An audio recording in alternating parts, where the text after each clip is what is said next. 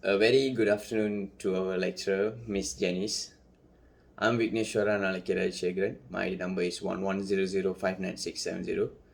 Today, I'm going to present about AirAsia Airlines. My title is AirAsia Airlines. The first slide is nature of business.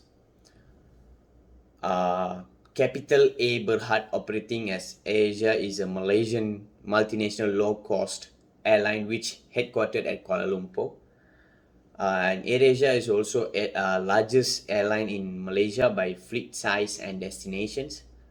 Operates scheduled domestic and international flights to more than 165 destinations spanning 25 countries. AirAsia actually main base at KLIA 2, the low-cost carrier terminal at Kuala Lumpur International Airport, which is known as KLIA in Sepang, Selangor, Malaysia. And their main business is ferrying customers from one place to another via flights. And then the next slide is possible effects on the business from pandemic. What is affected during the pandemic? Okay, first is number of customers, of course, because during the pandemic there is no flights services, and then limited seat per flight for customers, and then reduce working hours in the sites for the employees. Some of them usually they can work around 8 to 10 hours, but it is reduced by 4 to 5 hours, sometimes only 4 hours. And then some of the employees fired because of the pandemic, and some of the employees salaries are not some of the employees, but all the employees salary are reduced due to the pandemic crisis. And then how affected during the pandemic? Okay, the COVID-19 virus spread from customers to employees, and then the AirAsia plan to reduce the size of their fleets. They don't travel to a lot of countries, they reduce the countries. And then of course import and export things couldn't be transferred, and the employees have to sanitize the sites and the flights also.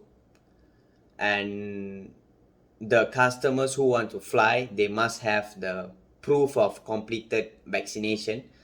Before this, in 2020 and 2021, the maximum vaccination was 2, but now it's 3. And customers have to quarantine for minimum 7 days to 14 days.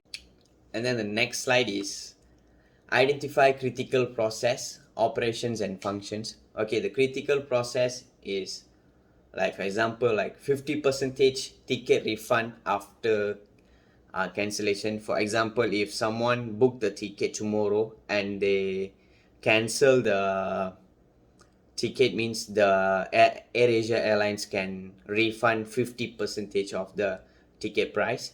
And then the customer must take PCR test at KLIA before 2 hours their flights. Okay, before 2 hours to their flights, they must take PCR test. And then before 2 days, the customer must taken the PCR test also before two days. And then of course 1 meter social distancing, and number of luggages are limited. Some people can bring more than 60 to 70 kgs, but now but before that they only allowed 20 to 30 kgs only. And then 66 out of 100 customers are only allowed to take the flight. For example, the flight can accommodate around 400 people, means only 66% are allowed to take the flight. For example, like around 220 people only. And other places they have to separated, they have to social distancing inside the flight. And then also customers must wear the mask at all cost. They must wear the mask, they cannot open. And then limited flights, and below 13 years old not allowed, the kids are not allowed. And then the operations is flights area are fully supervised by the police. They always supervise the inside and outside of the flight to ensure the safety. And then the functions is, of course, ensure the safety of customers, not letting the COVID spreading, and also smooth preparation of flight takeoff. And then the next slide is infection control measures. First is flights fuel expenses are high due to the pandemic, and then waiting hours fees are increased for the customers, so they have to pay more.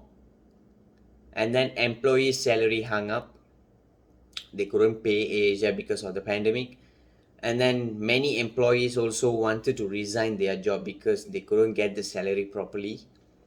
And then after a lot of employee wanted to resign, then there is occur shortage of manpower, and AirAsia became bankruptcy.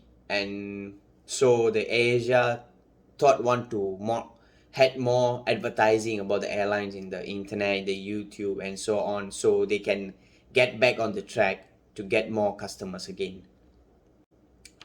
And then the next slide is workforce plan, work from home.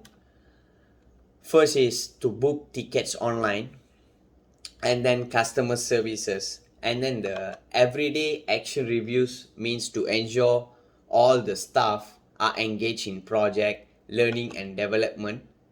Second is engage with leadership, where they can build connect across the team. And then fitness and grooming session conducted by internal and external talent to engage other staff. And then virtual coffee with leadership means to create personal touch during this difficult time during the pandemic. And then business outreach with external sales or corporate teams to continue engaging with partners. And then